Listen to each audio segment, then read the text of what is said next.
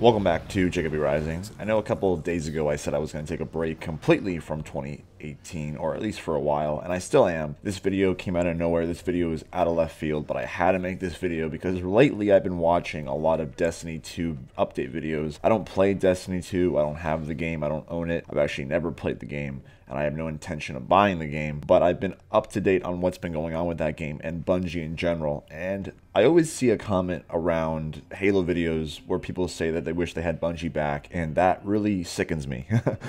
So today I'm going to talk about why the current Bungie should not even touch Halo right now. We give 343 Industries a lot of flack, same with Microsoft, and I'm not saying 343 Industries and Microsoft are perfect. They're not, and I know both of them have made several mistakes and have pissed the Halo community off a lot. And I should know because I've made several videos on my own channel talking about how much I hate Halo 5 and how 343 Industries is a terrible developer. But I think we all can agree, at least I can say, that 343 Industries looks like CD Projekt Red compared to Bungie. Like, let's be real. I really hope with all this stuff going on with Destiny 2, which I'll talk about in a minute, that Microsoft and 343 really take a hard look and also look at what, EA has done with Battlefront 2. I really hope that Microsoft and 343 Industries are not dumb enough to tip their toes in this loot box crisis.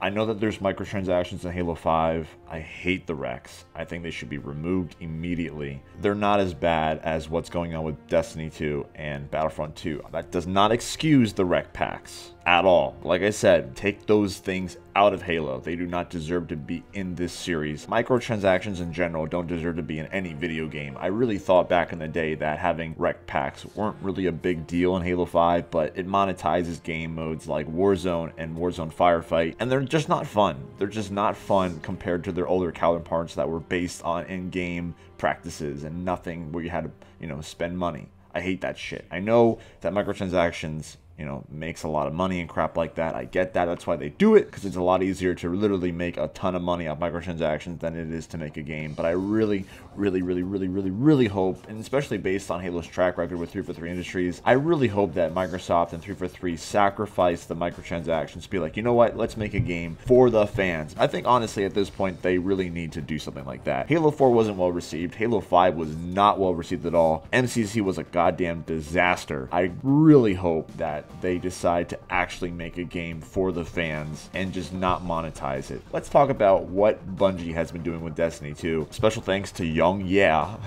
He's a YouTuber that I recently discovered, and he's been covering Destiny 2 stuff a lot, and I'll just read off a lot of the things that Bungie has been doing with Destiny 2 and why they should not be even near Halo. So there was the story about where Bungie was banning Destiny 2 PC players for literally no reason. There was another video where Destiny 2 was caught secretly reducing XP gains and lying to players so that people would be playing Destiny 2 getting like 5,000 experience, and then you're actually getting like 4% of that actual experience, even though the game is actually telling you that you're getting 5,000 experience when you're actually not. After being caught red-handed by the community, Bungie redid it and said, oh, we're sorry, we'll redo this and we'll make it better when the pattern keeps continuing. We found out later that Destiny's XP requirements were secretly doubled. That's how they decided to double back on the whole, oh, we'll fix the XP issue, but instead we'll double the XP to make it harder to rank up. And then we had that article where Bungie was secretly hiring, and when I say secretly, because they actually took the post off, either they got someone for the job or they decided to still look for the job but not cause as much controversy behind the position. They were looking for a guy for a loot-based box progression for Destiny 2. Basically, let's hire a guy to make microtransactions even more sneaky. Hopefully we can sneak it under the radar even better this time. And then when Curse of Osiris came out, the DLC for Destiny 2, they actually locked players behind old Destiny content. So if you did not decide to buy the new DLC, you were actually locked out of content that you had already access to the game. I know that they did this with Destiny 1, and they once again repeated that stupid ass practice again. And then once there was enough backlash, Bungie was like, oh, we're sorry, we actually messed up. They didn't mess up, they just got caught again. We had this constant back and forth where the community would discover something shitty, and then Bungie would be like, oh, we're sorry, we're gonna fix the issue, but it happened like 5 times in a row where they're like, oh yeah, we're taking your feedback, when they probably weren't even doing that at all. Then they had the 3 of coins, where I think if you took it, you had a higher chance of getting an exotic weapon, but I think statistically someone did the math and you're actually not getting any advantage at all, so you're just giving Bungie more money for no reason. The dawning event was a holiday from, I think, December 19th to January 9th, 3-week period where you had to do certain engrams. It was called the dawning engram. You would only have 3 weeks to collect all these new weapons in the Eververse, but mathematically speaking, you could not get all of them unless you paid loot boxes.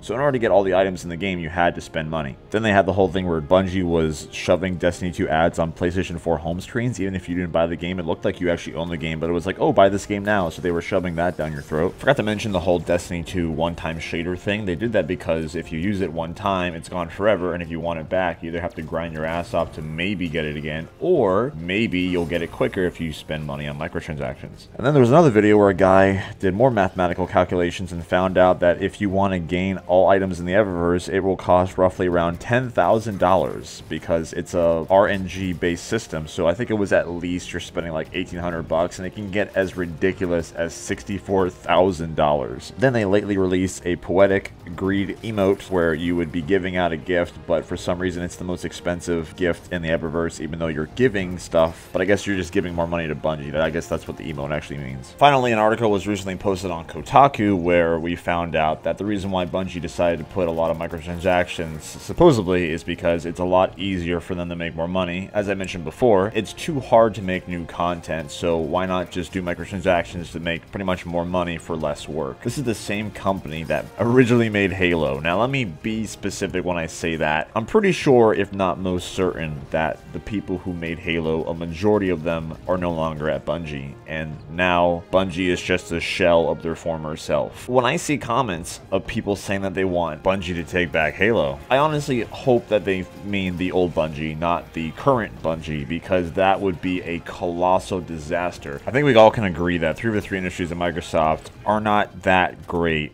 but they do not suck as much ass as Bungie and Activision. Let's make that 100% clear. 343 Industries and Microsoft have made mistakes, but holy crap, they look like saints compared to Activision and the current Bungie. I really hope that 343 Industries and Microsoft look at Bungie and Activision and Electronic Arts as an example of what not to do when it comes to making a game. I really hope that they can put their greed aside and just make a kick-ass Halo game. That's what I'm really hoping for. Halo 6, we know nothing about it currently, or just we know very little about it. And, you know, obviously that kind of stinks being a Halo fan because you want to know what's going to happen with the next big Halo game. But as someone that has not really been playing Halo for at least 2 years now, I think, or almost 2 years, it's been refreshing to not hear anything from Halo 6, because that makes me think that 343 and Microsoft are really taking their time with this game. At least that's what I hope it means. It's also been a little bit nerve-wracking just waiting to see what happens with the next Halo game. At this point, based on all the stuff going on with Bungie and Activision, I would not mind if Microsoft and 343 Industries took as long as they wanted, because we didn't get Halo 6 at E3 2017. Here we are, January 2018, and we have nothing yet. So we might get a teaser at 2018, and it might look like Halo 6 will release in 2019, but I would love it for it to come out in 2020. I know people are like, that's way too long. I'm at the point now in my life where I want to play a good game. I recently finished the game Prey by Bethesda and Arcane Studios. That game got a lot of flack, but holy crap, I think that game is phenomenal. It's like BioShock in space. I just want to play a good game, and most importantly, I just want to play a really good Halo game. It's been a while since I played a really good Halo game. Please look at these developers, 343 Industries and Microsoft. Please don't repeat your dumbass mistakes. You have obviously toyed around with what works and what doesn't work. So please, please, please, please take all the time you need with Halo 6. Take all the time. Take all the time and just make an amazing game. One that we deserve as fans. We've gone through all your crap. So please, if you want to save your community, please just take your time. And Microsoft, don't get fucking greedy. You can make a shit ton of money off Halo 6 if you make it a good game and don't do microtransaction bullshit. Show the community that you can make a good game. Show the Halo community that you are not lesser than Bungie. Show them that you can be your own company and you can make your own great Halo game as its own thing. My name is James, I'm Jacob Rising. I am still going on break, but I had to make this video because, come on Halo 6, come on! Get your shit together. Have a great day, guys. I'll see you next time.